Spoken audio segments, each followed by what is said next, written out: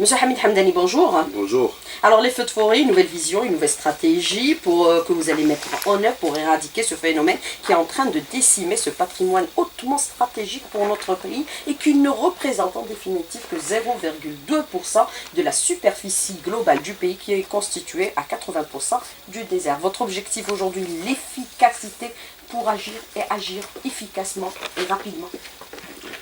Merci, Souila. Bonjour tout le monde.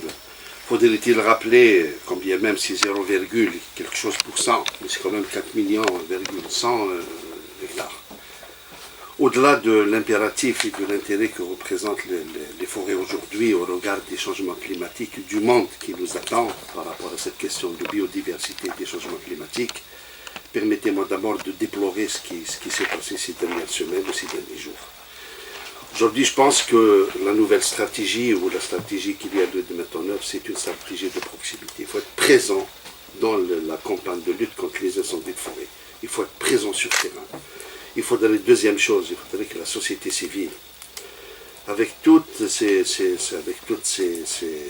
représentants, ces représentations, à savoir les associations, l'association des chasseurs, les riverains, ceux qui vivent de la forêt doivent être impliqués pleinement dans la lutte et la veille contre les incendies de forêt. C'est un peu la stratégie que nous sommes en train de mettre en place. Vous allez la voir d'une façon un peu plus concrète sur terrain à partir des jours qui viennent. Donc moi-même, je m'apprête à faire une grande rencontre demain avec l'implication des organes de sécurité, les conservateurs des forêts, les représentants de la société civile, les syndicats. Faudrait-il dire aujourd'hui que c'est une question citoyenne qui nous interpelle tous, d'autant plus que ce que nous venons de vivre, ce que nous venons de voir, permettez-moi de le dire, et je le dis d'une façon forte, qu'il est prouvé maintenant que la plupart des incendies, plus particulièrement l'incendie le plus important, est d'origine criminelle. Donc l'État, les pouvoirs publics, nous sommes dans une campagne de sensibilisation, des mesures seront prises, ça c'est certain, mais il faudrait-il aussi accompagner cet élan, accompagner cette stratégie, être dans la sensibilisation, être dans la communication permanente, être dans la proximité, être dans la forêt, mais surtout en veille, avoir toujours des cellules de veille. Faudrait-il agir pour lutter efficacement contre les incendies de forêt? Pour moi, en tous les cas, c'est d'abord lutter par anticipation. Alors, les incendies criminels, c'est ce que vous affirmez à l'instant, monsieur Hamdani. Les enquêtes engagées l'ont démontré concrètement aujourd'hui que c'est d'origine criminelle. Vous l'affirmez? Il n'y a pas que les enquêtes. En tous les cas, tout le monde a suivi qu'il y a des arrestations qui ont eu lieu à travers certaines wilayas ou certaines localités. Mais encore mieux, moi, quand j'ai eu à voir les photos ou le rapport qui a été établi par la ZAL, donc les photos satellitaires, il est inadmissible que tous les feux de forêt soient démarrés, soient partis à partir des bordures des forêts. Tous, sans exception. Aucun feu n'a démarré à partir de la forêt elle-même. Ceci étant, je pense que nos concitoyens doivent être sensibilisés par rapport à ce qui se passe. Je ne vais pas trop m'étaler sur les considérants à caractère politique, mais je dirais quand même, faudrait-il qu'on ait une conscience collective, qu'on ait un comportement collectif responsable pour préserver ce patrimoine. D'autant plus, en tous les cas, moi je le dis avec force, il est inadmissible dans une Algérie indépendante, dans l'Algérie que nous voulons construire, que les Aurès, qu'une forêt des Aurès ô combien symbolique, qu'elle soit brûlée de cette façon, de la façon criminelle, la veille ou le jour de l'indépendance de notre pays. Ça, en termes symboliques, c'est fort, en termes de message, c'est fort. Faudrait-il qu'on ait cet éveil collectif pour pouvoir lutter ensemble. C'est une action citoyenne, avec l'implication de tout le monde. Et c'est cette vision, c'est cette stratégie que je m'attelle à mettre sur le terrain, et qui est déjà sur le terrain, elle sera encore d'une façon plus effective à partir de la semaine prochaine. Mais dans la stratégie, la vision que vous allez mettre en place et que vous allez décliner, bien sûr, et faire connaître à partir de demain, puisque vous allez vous réunir avec l'ensemble des parties prenantes dans la lutte contre les incendies de forêt. Vous parlez de présence et de présence de proximité. Est-ce que cela sous-entend aujourd'hui que vous allez renforcer le personnel forestier, les gardes forestiers, qui ne sont pas très nombreux aujourd'hui et que, bien sûr, le directeur général des forêts revendique depuis quelques années déjà? Oui, c'est clair, c'est pas dans les... moi je le dis de la façon la plus sincère, renforcer le collectif des forêts, c'est un souhait, c'est un besoin même vital. Mais il y a d'autres considérants par rapport aux conditions économiques, aux conditions financières. En tous les cas, dans le secteur des forêts, ces dernières années, plus particulièrement l'année passée, en termes de mobilisation de moyens, beaucoup de choses ont été faites. Maintenant, je reviens au renforcement de... Oui, il faut des effectifs, mais je l'ai dit précédemment, j'ai dit qu'il faut l'implication de tout un chacun. Nous avons l'association des chasseurs, nous avons les scouts, nous avons la société civile, nous avons les comités de village. Tout ce monde a un rôle à jouer dans la lutte contre les incendies de forêt, plus particulièrement quand ils sont d'origine que je viens d'évoquer. Donc oui, pour les forêts, oui, pour le renforcement des forêts, mais les forêts à eux seuls, par rapport à 4 millions d'hectares, par rapport à des forêts très denses, je doute. Ça suffirait combien même des efforts méritent d'être pris et méritent d'être mis en place. Mais quand même, l'implication de la société civile, l'implication de tout un chacun est primordiale et fondamentale. Il y a eu beaucoup de pertes, il y a eu des premières évaluations, M. Hamdani. Oui, il y a eu une évaluation, je disais précédemment, qu'il y a un rapport qui a été fait par la ZAL. Donc aujourd'hui, nous en sommes à un peu plus de 8000 hectares, parce que nous ne sommes pas loin de 1500 hectares. Si je devais comparer ce chiffre à la même période de l'année passée, on était à 2600 hectares. Donc regardez l'écart, nous en sommes uniquement au début de campagne. C'est inédit dans l'histoire de notre pays, donc pour une fois qu'on assiste à un phénomène aussi criminel, encore je le dis encore une fois. Et sur les 8500 hectares, c'est quand même encore plus grave.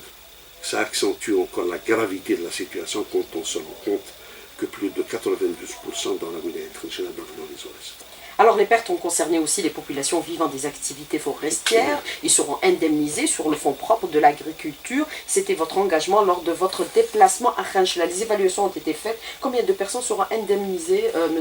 Hamdani? Et est-ce qu'on peut considérer que ça a déjà commencé, puisque vous l'aviez annoncé déjà à partir de Khenchela? Je l'ai annoncé à partir de Khenchela et je maintiens. Donc je réitère encore et je confirme que les indemnisations seront payées en charge sur les fonds du secteur. Maintenant, je pense qu'il y a une précision aussi à apporter. Il y a deux types d'indemnisation. La première indemnisation, elle concernerait très certainement les personnes ou les agriculteurs qui ont contracté une police d'assurance. Donc ça, c'est une relation directe avec les institutions concernées. La deuxième catégorie, c'est la plus importante, qui représenterait plus de 95% de la population concernée. Celles-là seront prises en charge en nature. Je m'explique en nature, c'est pour permettre la relance de l'activité agricole. Donc la relance de l'activité agricole en nature, qu'il s'agisse de l'arboriculture, qu'il s'agisse du cheptel, qu'il s'agisse de l'irrigation. Donc nous en sommes encore, le recensement est en train d'être fait, nous en sommes encore dans un pré-bilan, je le précise. Le pré-bilan est en lui-même, jusqu'au jour d'aujourd'hui, n'est pas très catastrophique sur le plan agricole, et tant mieux, espérons que ça va continuer sur cette tendance, mais c'est quand même un peu plus de 8000 arbres, dont plus de 95% de pommiers. Nous sommes dans une région connue pour cette activité agricole, à savoir Bahmama, c'est un peu plus de 30 ruches, etc. Mais en tous les cas, quel que soit le bilan qui sera arrêté à l'issue des constats et de l'évaluation des dégâts, je maintiens, je réitère encore une fois que ça sera pris en charge sur le fond du secteur en nature. Mais dans votre vision, il faut l'implication aujourd'hui de la société civile pour lutter contre ce phénomène que vous qualifiez aujourd'hui de criminel et qui est en train de décimer notre patrimoine forestier. Mais d'autre part, vous avez aussi certains spécialistes qui disent un des moyens aussi de lutter contre ce phénomène, c'est l'investissement forestier. Occuper ces espaces par des investissements pour assurer leur rentabilité. C'est ainsi que des personnes s'impliqueront directement pour la sauvegarde de ce patrimoine. Quelle est votre réponse, M. Hamdani? C'est un élément, effectivement, je ne le rejette pas, mais je suis de ceux qui disent que la forêt aujourd'hui, d'ailleurs nous y travaillons sur la nouvelle loi forestière, Inch'Allah, que que j'aurai l'honneur et le privilège de présenter dans les mois qui viennent, c'est que j'ai toujours pour habitude de dire qu'au regard des impératifs économiques d'aujourd'hui, des attentes aujourd'hui, la forêt doit devenir un lieu aussi de rentabilité économique et d'activité économique. Donc c'est vrai que nous avons l'expérience des forêts récréatives, nous avons l'expérience aussi d'un certain modèle de forêt qui génère un peu de l'activité économique, mais il ne faudrait pas oublier une chose, nous sommes dans la forêt elle a ses règles aussi. Donc bon, quand nous regardons aujourd'hui à travers certaines wilayas où il y a eu ces incendies, à savoir Khenchela ou au niveau de nos autres wilayas tels que Tipaza, le grand problème qui a été posé avec acuité, c'est le problème des accès. Donc il y a des forêts qui ont leur rôle et qui pourraient jouer leur rôle d'activité économique, donc qui auront aussi cette mission, bien sûr dans le respect du domaine national forestier, qui a ses règles, mais vous avez aussi des forêts, à l'instar de ce qui se passe dans tout le monde. Ce n'est pas toutes les forêts qui seront touchées par l'investissement à partir du moment où vous avez des forêts où déjà l'accès est difficile. Donc, je pense qu'il y a un effort là-dessus à faire et je profite de l'occasion pour dire qu'il y a un programme spécial qui vient d'être arrêté, notamment au niveau de la wilaya de Khenchela, où un peu plus de 300 km de pistes, dont 200 en aménagement et 100 km en nouvelle création. Il y a déjà un programme d'urgence qui est arrêté pour Khenchela. Nous sommes en train de travailler pour arrêter un programme spécial aussi pour les accès. Je pense que y aller dans le programme des accès pourrait atténuer très significativement les incendies de forêt. Alors, l'agriculture, c'est un secteur de souveraineté aujourd'hui pour assurer cette sécurité alimentaire, puisqu'il faudra aussi nourrir tous les Algériens, les 45 millions, et qui seront peut-être 50 millions à horizon 2030, et ne plus rester dépendants de l'extérieur. Vous avez décliné une stratégie à horizon 2030. Est-ce qu'on peut considérer qu'aujourd'hui, il y a retour d'investissement par rapport à ce qui a commencé à être investi, notamment dans certaines cultures stratégiques, Monsieur Hamid Hamdani, si on prend l'exemple du maïs, par exemple? Très bien. Donc, permettez-moi d'abord de corriger un peu, d'apporter une précision plutôt. On importe tout dans le cadre de la sécurité alimentaire. Beaucoup le disent, mais non, ce n'est pas le cas. Pour ne pas tout importer. Voilà. Déjà, nous n'importons pas tout. Donc, c'est déjà une précision. Faudrait-il dire que plus de 70% de notre ration, alhamdoulilah, c'est une production nationale. C'est bien. Nous avons un problème effectivement sur les grandes cultures et nous avons un problème sur le lait. Très bien. Maintenant, notre stratégie à l'horizon 2024, nous l'avons axée à deux niveaux. Un, c'est l'investissement, et l'investissement par excellence dans le Sud.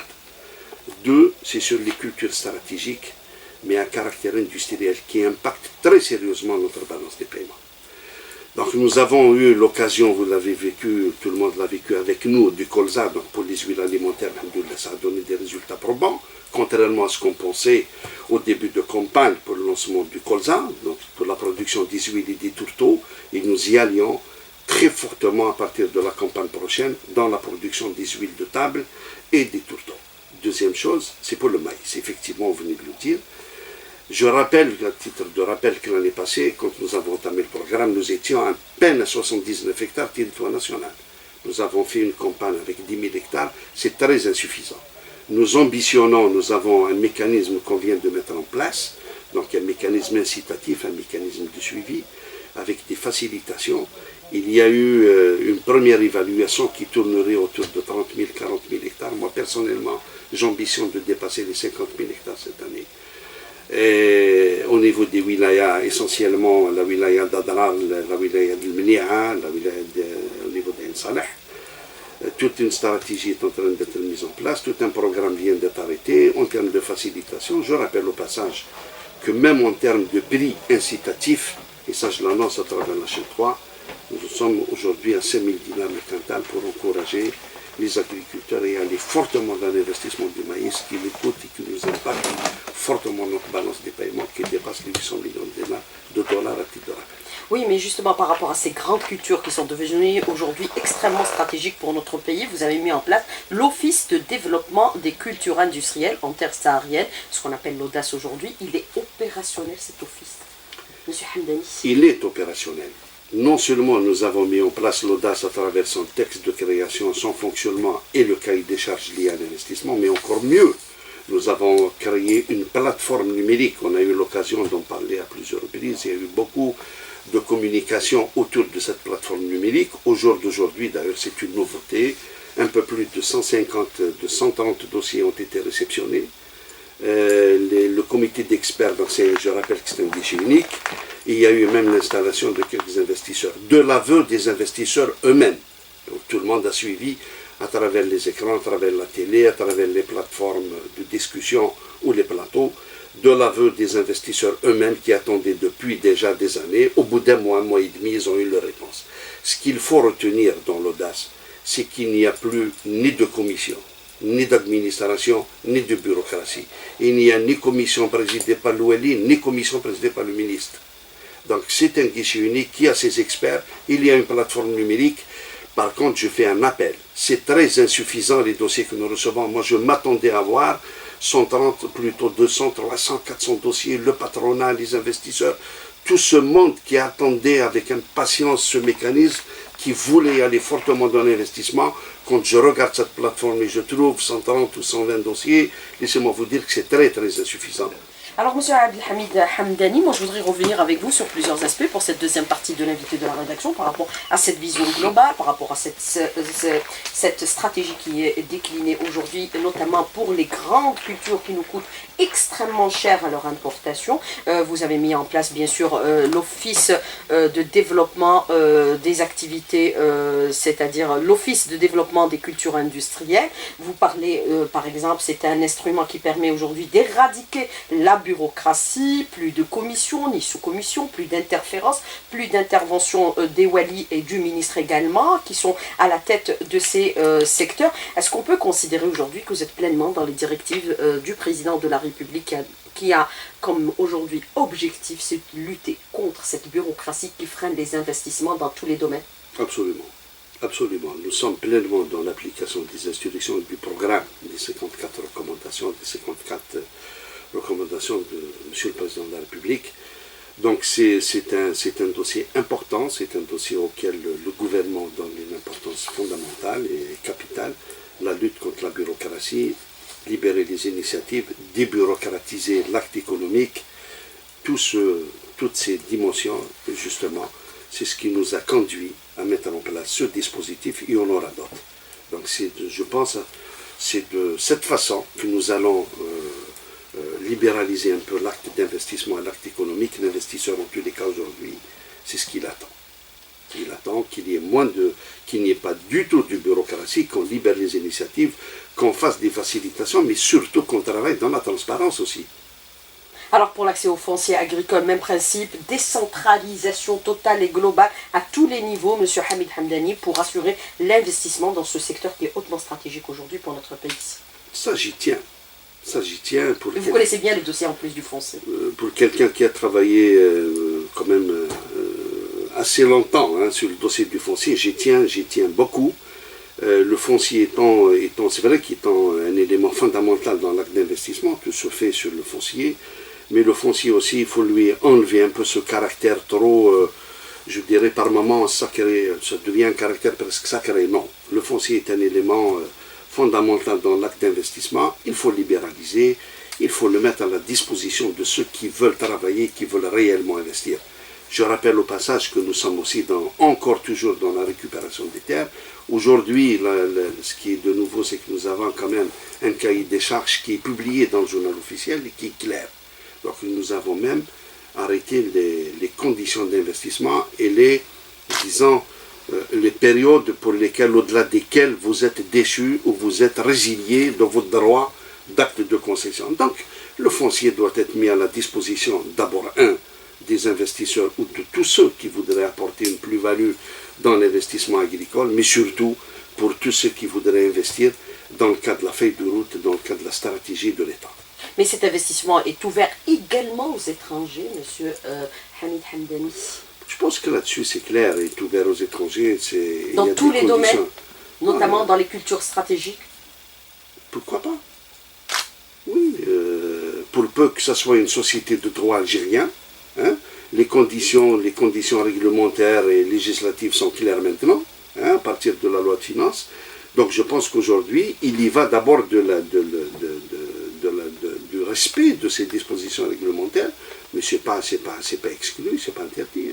Alors pour les grandes cultures, il y a aussi le colza, après les résultats enregistrés. Est-ce que cela vous donne aujourd'hui l'ambition pour aller sur des superficies plus importantes l'année prochaine, à savoir 2022, Monsieur Hamid Hamdani?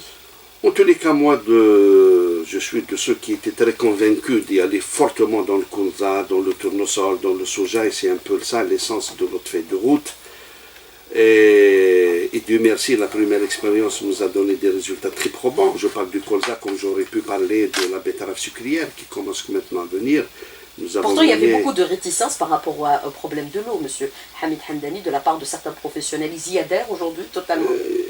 Écoutez, je pense que nous avons tranché au moins cette question. Oui, il y a de la réticence parce que nous sommes dans des écosystèmes très fragiles, mais le cahier des charges en lui-même a pris en charge cette dimension. Donc le choix est tout de suite fait aujourd'hui. Moi je vous dis, il y a deux options. Ou vous dites, et je suis d'accord que dans le cadre du respect des conditions du développement durable, dans le cadre du respect de ces écosystèmes fragiles, dans le cadre de l'environnement, dans le cadre, oui, il faudrait faire un investissement intelligent, un investissement durable, un investissement raisonné. Très bien, mais il faudrait-il aussi qu'on se mette dans une autre logique. D'accord, il y a deux options. Ou bien vous dites, oui, c'est une culture qui impacte notre économie et qui en elle-même est exigeante en termes de mobilisation de la ressource hydrique. Là, on répond, on dit, il ne faut pas la faire, ou bien il faudrait-il arrêter des seuils pour un peu amortir cet impact sur notre balance des paiements. Nos objectifs, quand vous voyez la feuille de route, il n'y a pas une filière stratégique, que ce soit le maïs ou celles qui sont très exigeantes en termes de mobilisation de ressources hydriques, qui dépassent les 50%. Donc quand même, nous avons le droit d'ambitionner de produire 50% au moins de nos besoins. Avec 50% de nos besoins, 100% du blé dur, 50% du blé tendre, 50%, 60% du maïs, et c'est ça, en tous les cas, c'est dans le cadre des échanges. Je peux y aller fortement dans un produit et je le place sur le marché international, importer les 30-40% qui manquent, mais je ne pourrai pas non plus assister à une économie qui se fragilise d'année en année, à impacter notre balance des paiements d'année en année, à importer 4,5 millions de tonnes de maïs, à importer 6,5 millions de tonnes de blé tendre, à importer l'équivalent d'1,2 milliard de 18 et des tout. Là, non. Là, c'est pas comme ça, à mon avis, qu'on construit notre économie, qu'on construit notre agriculture. Nous avons beaucoup de potentiel, nous avons énormément de potentialité pour peu qu'on sache un peu mutualiser les efforts à travers tous les secteurs, parce que tous les secteurs sont impliqués dans cette stratégie de l'agriculture, qui est un secteur qui doit lui-même structurer l'économie. Donc ça, c'est la politique du gouvernement, c'est les orientations du président de la République. Nous y sommes, nous avons fait un programme qui a donné ses résultats en termes de colza ou de betterave sucrière. Nous sommes en train de préparer un programme spécial blé dur. Bien sûr, en application des instructions sur le président de la République. J'ambitionne de faire une révolution dans le blé dur, avec l'implication il y a 6 groupes de travail avec les universités, sur la base d'une carte agricole de prédilection. Nous avons des zones où on peut faire du blé dur, nous avons d'autres zones où il ne faudrait pas faire du blé dur, nous avons des zones où il faut très sérieusement soutenir et accompagner certaines cultures. Enfin, la carte agricole est fondamentale aujourd'hui. Inch'Allah, j'entamerai la campagne avec cette carte. Eh bien justement, j'allais vous aborder cette question par rapport à la carte agricole. C'est le même principe qui est adopté et développé dans tous les pays du monde, c'est-à-dire développer toutes les cultures en veillant sur les écosystèmes et l'environnement à la fois. Vous avez parlé un peu de la réalisation de la carte des pôles agricoles et la carte de production des blés, notamment le blé dur qui est en train d'être mise en œuvre. Qu'est-ce qu'elle doit aujourd'hui receler cette carte? C'est-à-dire définir les zones où on doit produire aujourd'hui, par exemple, les céréales qui sont hautement stratégiques pour notre pays, puisque nous importons pour des quantités énormes aujourd'hui et que ça nous coûte énormément sur notre balance de paiement, pas plus de 1,6 milliard de dollars. Absolument. Et ça augmente d'année en année. Et chaque fois qu'on sort sur les marchés internationaux, cela flambe aujourd'hui. On devient pratiquement premier importateur au monde. Non, je pense qu'à ce niveau, il y a deux choses à dire. La première, effectivement, nos importations sont astronomiques aujourd'hui. Importer 6,5 millions de tonnes de blé tendre, la question reste posée. Et je le dis en toute transparence et en toute franchise. Le soutien qu'on donne, la subvention qu'on donne, on est en train de la réfléchir autrement. Il va y avoir, Inch'Allah, un programme de ciblage de la subvention. Et quand je pose la question, on importe par rapport à notre besoin de consommation, ou on importe par rapport à notre besoin de transformation, à nos capacités de transformation. Il faut définir entre les deux. Donc il faut définir entre le consommateur et le transformateur. Absolument. Si je dois orienter, en tous les cas, l'État restera fidèle à sa politique sociale, et nous resterons toujours dans notre politique sociale, et le soutien doit y aller à ceux qui en ont besoin. Donc quand je fais une équation très simple, quels sont nos besoins aujourd'hui, à travers, conjointement avec le ministère du Commerce, quels sont nos besoins aujourd'hui pour produire le pain qui est un produit soutenu qui est fait sur la base du blé de tendre. Dans le meilleur des cas, je trouve 4 millions de tonnes. La question reste posée, pourquoi j'importe 6 millions et demi? Si je devrais importer les 6 millions et demi, il n'y a pas de problème, mais qu'on l'achète au prix coûtant. On ne devrait pas impacter la balance des paiements tout le temps. Faudrait-il aussi constater la produire au moins une partie, bien que c'est du blé tendre, nous sommes plus blé dur que blé tendre, mais faudrait-il assurer au moins 30, 40, 50% de nos besoins à travers la production nationale. Il y a beaucoup de potentialités, l'approche stratégique elle est claire aujourd'hui. Je reviens sur la carte des pôles agricoles, elle est fondamentale.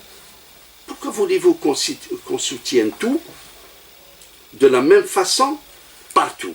Pourquoi voulez-vous qu'on soutienne celui qui fait l'effort et qui suit l'itinéraire technique, qui est dans une zone de prédilection d'une filière donnée et qui vous titre de 50 et du 60 ou du 40 quintaux l'hectare, au même titre que celui qui devrait faire du rustique, alors qu'il fait autre chose, à avoir 2, 3, 4, 5 quintaux l'hectare, et je le soutiens de la même façon et je le suis de la même manière. Non, c'est pas rationnel. Donc il faudrait lier aujourd'hui le technique, le scientifique et l'économique, doubler de tout ça. Vous avez ouvert ce dossier? Oui, il est ouvert, nous y travaillons, c'est un dossier très sérieux, nous y travaillons depuis maintenant quelques mois, et je l'ai dit tout à l'heure, j'ambitionne d'entamer la campagne avec cette carte. On aura les zones de prédilection pour les rustiques, on aura la zone de prédilection pour les blés, et sur chaque filière, dans sa zone de prédilection, dans ses spécificités, un mécanisme, une stratégie d'accompagnement et d'incitation particulier. Je vous le dis très sincèrement, si vous devriez faire du rustique, là où je vous suis, où l'État vous soutiendra fortement, ou vous ferez autre chose, je ne vous soutiens pas.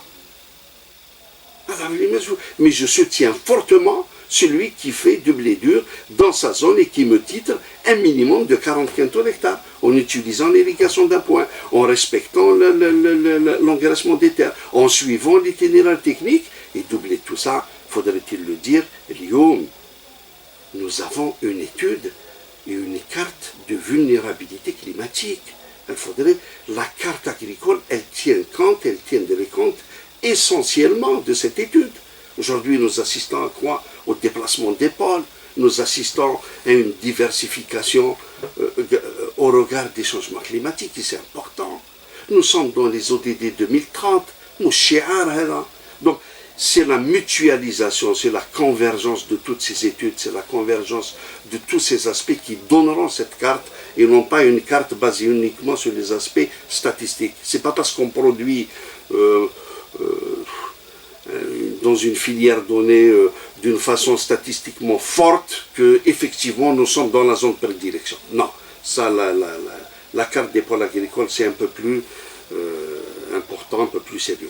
Mais justement, vous avez donné un indicateur chiffré par rapport à la fabrication, par exemple, de la baguette, où on utilise l'équivalent, où on a des besoins équivalents à 4 millions de tonnes, on importe 2 millions de plus, à savoir 6 millions de tonnes. Est-ce que cet indicateur permet aujourd'hui de définir et de dire clairement qu'on est face à la faillite des organes de régulation qui se sont transformés en importateurs nets? Non, c'est pas la faillite. C'est pas la faillite. Nous sommes plutôt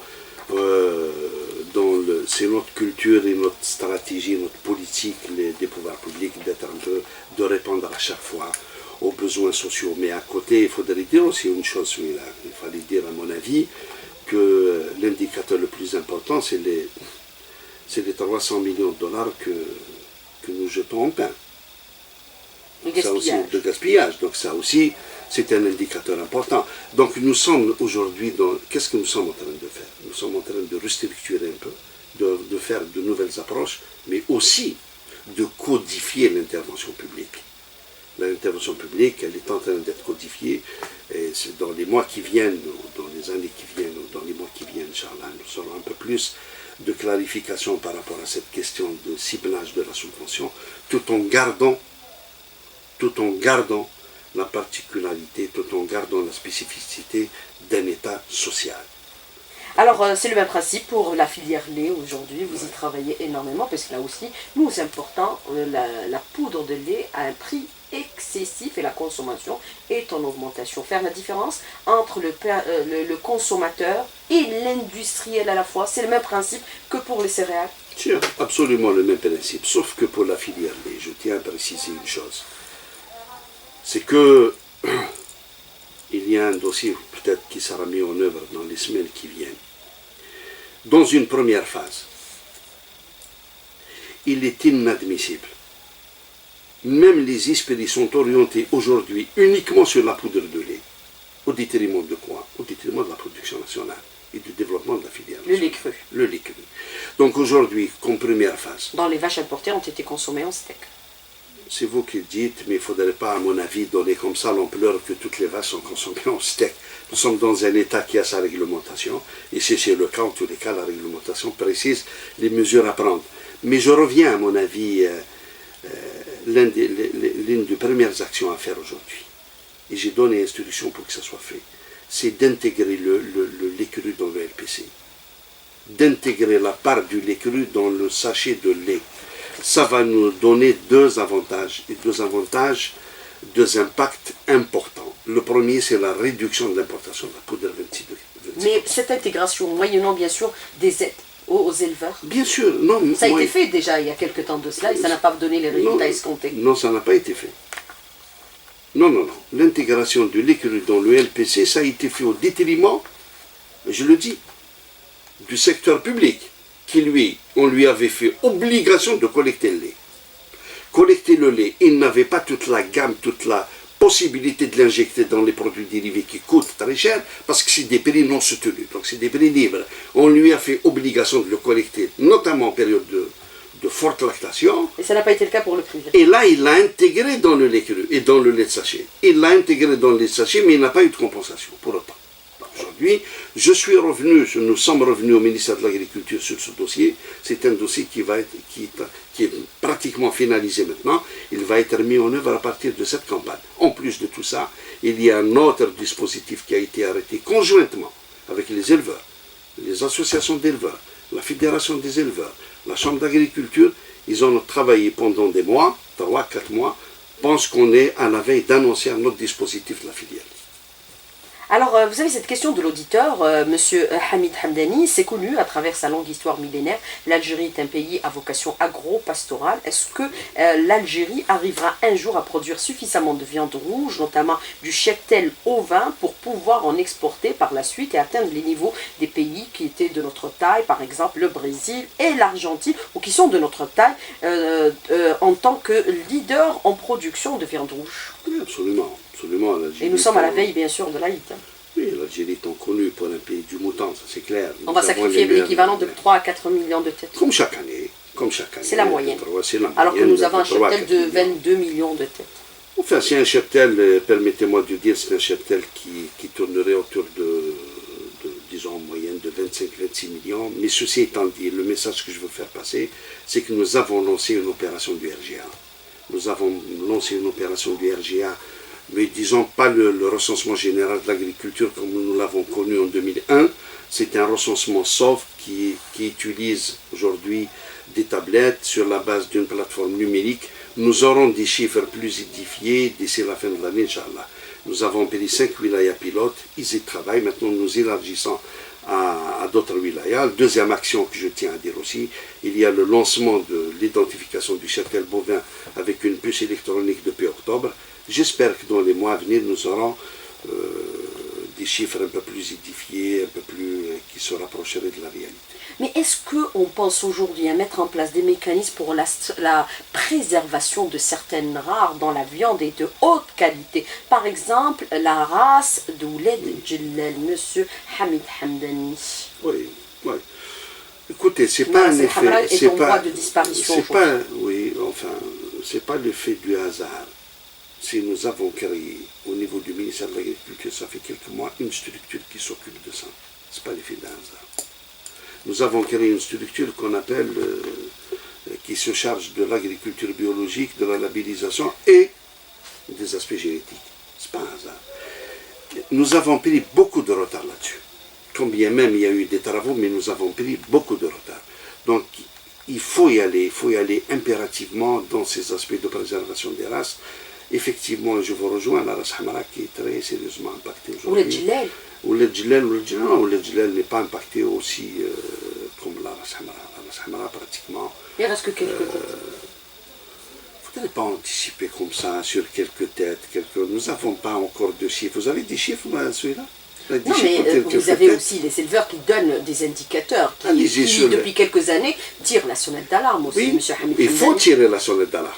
Il faut mettre en place des programmes adaptés. Il faut tirer la sonnette d'alarme. De ma Et vie, dire- j'en ai vu qu'une seule tête de Ras Al Hamra. Ah non, non, vous avez tout raté alors, parce il faut aller du côté de Saïda, il faut aller du côté des fermes et du côté des éleveurs. La race Hamara, elle est détenue chez les éleveurs. Même l'Institut d'élevage, l'ITELV, il fait des programmes et de l'expérimentation autour, et bien croyez-moi qu'il a des conventions avec des éleveurs. Donc bon, c'est vrai qu'il faut agir vite, ça fait partie de notre patrimoine, ça fait partie de nos ressources, effectivement, il ne faudrait pas en perdre. Alors vous avez cette question aussi de l'auditeur, je vais vous la poser quand même, M. Hamid Hamdani, un pays européen que je ne citerai pas et qui voyait d'un très mauvais œil le développement de la pomme dans notre pays. Pourrait-il être l'instigateur de ce sabotage par les incendies? M. Hamid Hamdani, je ne citerai pas aussi le pays. Il ne faudrait pas y aller dans ce type de, à mon avis... L'esprit complotiste. Non, non, il ne faut pas aller dans l'esprit complotiste. Ce qu'il faut garder à l'esprit, c'est que nous avons aujourd'hui, alhamdoulilah, c'est notre fierté, la production de pommes en Algérie, c'est notre fierté. Elle a sa place sur le marché mondial, elle a sa place sur le marché local. Il faut préserver ce patrimoine, il faut préserver ces emplois. Ça a été fait grâce à l'effort des agriculteurs, mais aussi à l'effort de l'État. Je rappelle que les régions de Bouhamama, c'est depuis les années 2000, donc c'est des programmes qui se sont succédés avec le soutien des pouvoirs publics. Je pense qu'il faudrait justement ne pas avoir à l'esprit toujours que notre économie risque, il faudrait éviter qu'elle risque perpétuellement d'être impactée. Donc il faudrait qu'on ait cette veille collective, cet élan citoyen, avec des mécanismes des pouvoirs publics et l'application stricte de la réglementation auquel cas. Et il faut aussi beaucoup travailler. Alors nous sommes à la veille de l'Aïd al-Kibir, c'est-à-dire Aïd al-Fitr, plutôt Aïd al-Adha. Est-ce qu'on peut considérer que toutes les dispositions ont été prises, puisque des points de vente ont été officiellement aujourd'hui ouverts par les autorités pour assurer à la fois la disponibilité du mouton à des prix raisonnables et à la fois assurer également la sécurité sanitaire de nos concitoyens, puisque c'est un Aïd qui va se dérouler encore une fois dans un contexte de pandémie. Et de propagation du virus. Je pense que la disposition la plus importante, vous venez de le dire, c'est l'aspect sanitaire. Donc il y a eu un peu plus de 2000 vétérinaires qui sont mobilisés. Mieux que ça, il y a un peu plus de 700 points de vente qui ont été arrêtés. D'ailleurs, j'appelle un peu les citoyens qui seraient intéressés de visiter un peu la plateforme numérique, donc elfirma.dz, pour pouvoir voir où sont localisés ces points de vente à travers le pays pour pouvoir acquérir leurs moutons. Elle est effective, la plateforme? Absolument. Non, absolument, elle est opérationnelle. Donc j'invite un peu pour ceux qui seront intéressés de visiter cette plateforme, de pouvoir acquérir Inch'Allah, en toute garantie, en donnant quelques avantages au niveau de ces points de vente, tels que laisser son mouton, mais je pense que l'aspect le plus important, c'est l'aspect sanitaire. Alors, le firma.gov, je répète un peu .dz. le site .dz, voilà. Où en est-on avec l'opération d'identification électronique du cheptel initiée depuis plus de 6 mois aujourd'hui, Monsieur Hamid Hamdani? Dernière question avant de clore cette émission. Donc, faudrait-il rappeler que c'est une identification de cheptel bovin. Il y a eu 2 wilayas qui ont été ciblés au début, donc à savoir Béjaïa et Tlemcen. Nous avons identifié, donc c'est une identification numérique, donc sur la base des puces électroniques. Nous avons dépassé un peu plus de 40 000 bovins, 40 000 vaches laitières. Et j'ai moi-même demandé qu'on généralise, qu'on commence à généraliser ce système maintenant pour pouvoir atteindre au moins dans une première phase une quinzaine de wilayas. Et dans les mois qui viennent, Inch'Allah, nous avons l'ambition de le généraliser de façon un peu plus importante.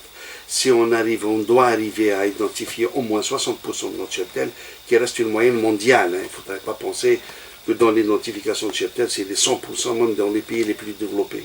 Donc la moyenne mondiale tourne autour de 60-70%. Nous ambitionnons d'être autour de cette norme et ça va nous donner un peu plus de clarté sur nos statistiques, mais encore mieux, un peu plus de clarté sur la carte sanitaire de notre cheptel. Monsieur Hamid Hamdani, merci d'avoir répondu à nos questions et d'avoir été en direct avec nous ce matin dans le studio. Merci beaucoup, bonne journée et pour votre santé et celle de vos proches, protégez-vous, portez vos masques partout où vous vous déplacez. Merci beaucoup pour un Aïd aussi en santé. C'est moi et je souhaite bon Aïd à tout le monde, à tous nos concitoyens, au monde agricole, aux agriculteurs, aux éleveurs et à tout l'encadrement de l'agriculture et à tous les citoyens et à vous-même. Merci beaucoup.